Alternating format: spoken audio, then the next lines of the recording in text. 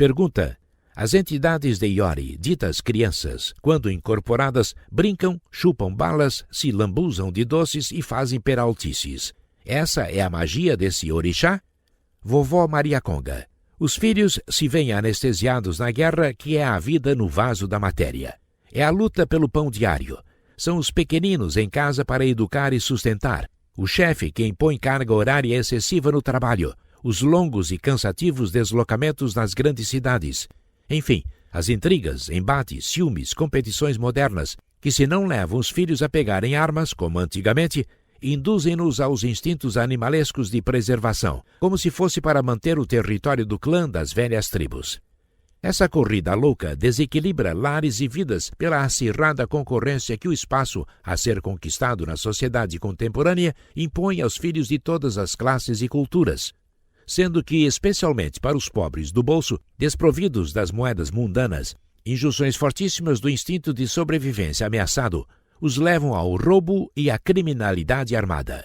Muitos há que caem diante desses percalços, encaminhando-se às estradas dos vícios variados e ao morticínio para satisfazê-los. Tão vasto campo de batalha pela vida favorece os condicionamentos milenares que estão no inconsciente dos filhos, e além daqueles que são levados por mentes dominadoras para o caminho dos desvios aos valores morais superiores, há os que planejam enriquecimento ilícito, bem situados na sociedade perante os homens, e que estabelecem os grandes assaltos e o comércio das drogas destruidoras. Diante do exposto, um terreiro de Umbanda é alento às almas atordoadas. No exercício da caridade desinteressada, as falanges benfeitoras do orixá Iori trazem momentos de resgate da pureza espiritual a todos, pois assim como o Mestre Jesus espargia luz indistintamente a todos que lhe estavam ao alcance da aura quilométrica, também dessa forma agem tais entidades. Por determinações superiores, compartilham suas vibrações sutilizadas, conduzindo todos os circunstantes, médiuns e consulentes a um momento de felicidade tranquila e serena, qual o sentimento de beatitude que arrebatava àqueles que escutavam as doces palavras de alento do Cristo Jesus.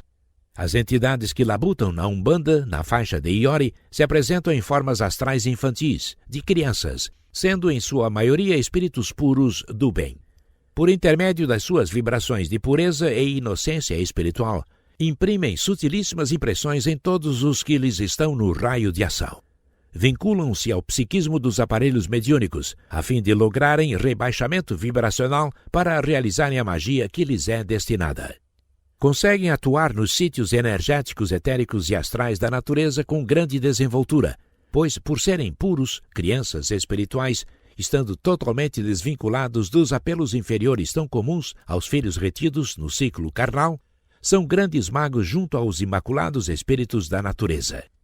Desfazem e neutralizam qualquer energia enfermiça. Por isso é de uso comum nos terreiros o aforismo popular: o que os filhos das trevas fazem, qualquer criança desfaz para o bem. Essas entidades, quando incorporadas, falam de maneira mansa, dando a impressão de serem infantis, induzindo os ouvintes a resgatarem em si a pureza espiritual há muito esquecida. Muitas provêm de estâncias cósmicas ainda inimagináveis aos filhos da Terra. Quanto a esses amigos espirituais fazerem seus médiuns brincarem, comerem balas, doces e fazerem outras peraltices, isso é de só menos importância diante do bem-estar que causam. Claro está que, por serem de alta envergadura espiritual, tais infantilidades não corroboram a pureza espiritual infantil com que se apresentam. De maneira infeliz, alguns médios aligeiram-se em chamar as atenções e, atravessadamente, com rompantes anímicos, apoiados por diretores encarnados que, em azáfama vaidosa, à maneira de pavão, querem mostrar as caudas em leque, se deixam levar por extravagâncias dispensáveis, como a de se lambuzarem as faces e cabelos com doces e guloseimas. Contudo, afora algumas reações mais impetuosas de poucos, simbolicamente nesses eventos, a espiritualidade mostra a importância de todos se manterem crianças espirituais, pois o tornar-se adulto na carne leva os filhos a serem taciturnos, dissimulados, frios e distantes do amor fraternal que a todos abriga no cosmo. Há de se distinguir que a Umbanda, em sua popularidade, arregimentou várias festividades religiosas dos homens, em especial as ligadas ao catolicismo, como mãe que a todos acolhe. Sendo assim, as armações festivas em várias datas santas, que não são verdadeiramente da Umbanda, mas decorrentes do sincretismo religioso, como nas ocasiões de São Cosme e São Damião, servem de instrumento para a união e alegria entre os filhos, que se movimentam com dedicação esmerada nessas ocasiões. Entre uma Umbanda fria e distante dos filhos e uma Umbanda de festividades, ficamos com a segunda, mesmo que com alguns exageros folclóricos de certos médiuns e terreiros. Essas oportunidades de encontro divertidas dão ensejo aos filhos simples e puros nos corações que diariamente adentram os terreiros de Umbanda aos milhares de tirarem a armadura da guerra da vida e se entregarem como crianças nas brincadeiras entre amiguinhos, que desobstrui a mente das mazelas da sociedade, que tiraniza as confraternizações desinteressadas, subjugando-as aos valores modernos de gozo e prazeres materiais. Consideremos que igualmente se desopilam da falsa racionalidade imposta como disciplina de conduta com as coisas divinas, aliviando o espírito das contrições culposas pelas faltas pecaminosas cometidas em vida e que marcaram as entranhas do inconsciente dos filhos, registrando no psiquismo legítimo terror infernal em relação às lides além-sepultura, imposição das religiões ditas cristãs ao longo dos tempos e que ainda verificamos em muitas doutrinas recentes entre os homens.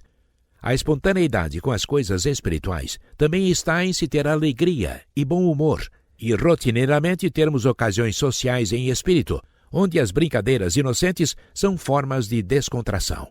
Se há exageros nessas solenidades terrenas, e se na opinião de muitos filhos tenha de haver dor, sofrimento e compungimento lacrimoso para o trato com as coisas divinas, não é por conta dos espíritos benfeitores da terra, mas única e exclusivamente pelas mentes doentias e enfermiças dos encarnados.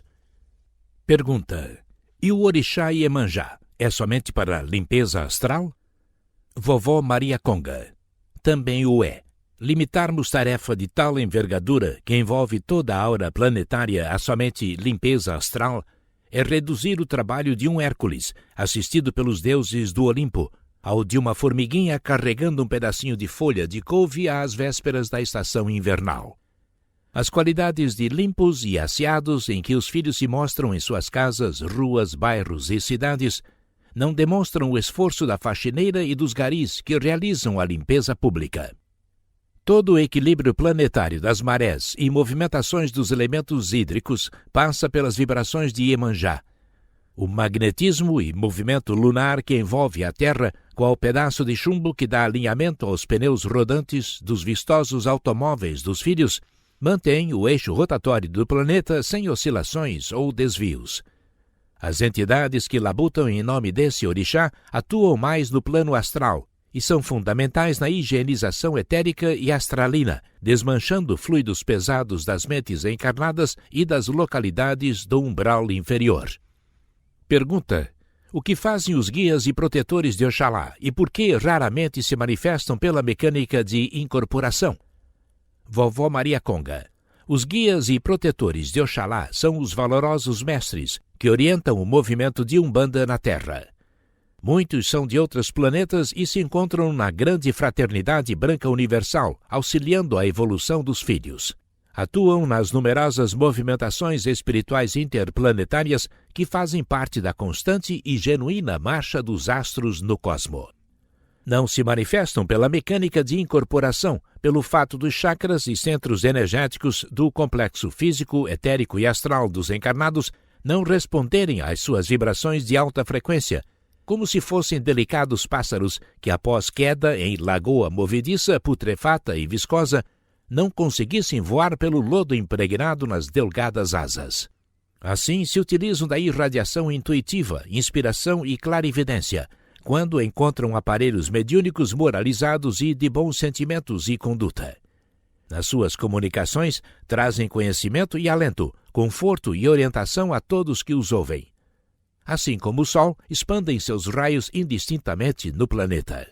Tivemos a maior personificação das vibrações de Oxalá na Terra no Cristo Jesus. Pergunta: o chamado Povo do Oriente ou Agrupamento do Oriente é comandado por qual orixá e quais os seus propósitos? Vovó Maria Conga: Oxalá são entidades que têm o firme propósito de cura, agindo em delicadas cirurgias astrais e nos corpos sutis dos consulentes encarnados e desencarnados estiolados pelos sofrimentos, após a sepultura. Assumem roupagens fluídicas relacionadas com encarnações no Antigo Oriente, persas, chineses, hindus, egípcios, gregos, etíopes. Realizam valiosa colaboração em situações que envolvem fortes cristalizações mentais de ocorrências pretéritas traumáticas, marcantes no inconsciente dos atendidos, que hoje afluem no psiquismo periférico ou consciente, causando mal-estar, disposições mórbidas e toda sorte de somatizações deletérias nos encarnados e desencarnados. A grosso modo, imagine uma extensa exposição de quadros que representam uma existência milenar.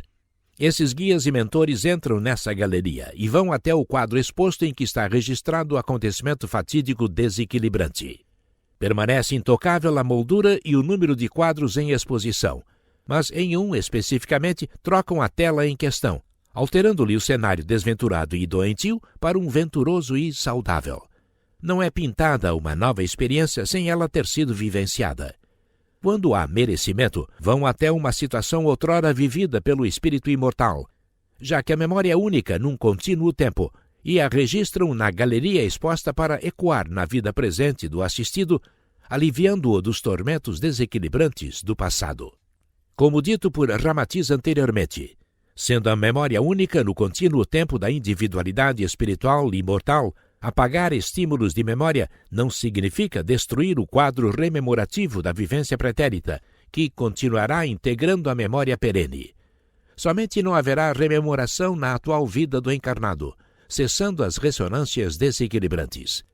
Trata-se de um erro de interpretação que tem gerado muita controvérsia, ao que tentaremos dar maiores luzes, bem como ao trabalho dos pretos velhos e as ressonâncias de vidas passadas como fatores perturbadores na encarnação presente no próximo capítulo.